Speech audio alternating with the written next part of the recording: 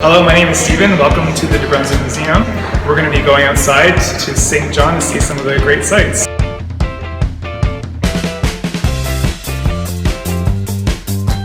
Here we are outside the museum at an area called Market Slip.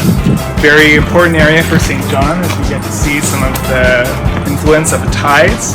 Market Slip is also where the Loyalists landed in 1783.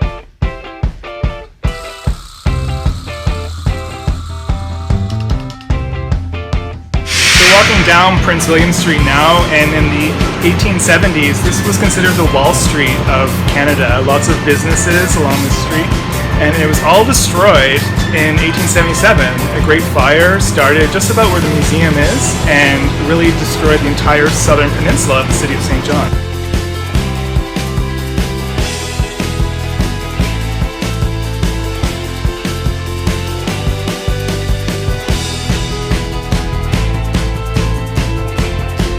Why does the ceiling of the city market resemble the inside of a ship? Mainly because a lot of the workers who built the market cut their teeth in the shipyards. I hope you enjoyed that taste of the Uptown walking tour offered by the New Brunswick Museum. For more information about some of our programs, please check out our website.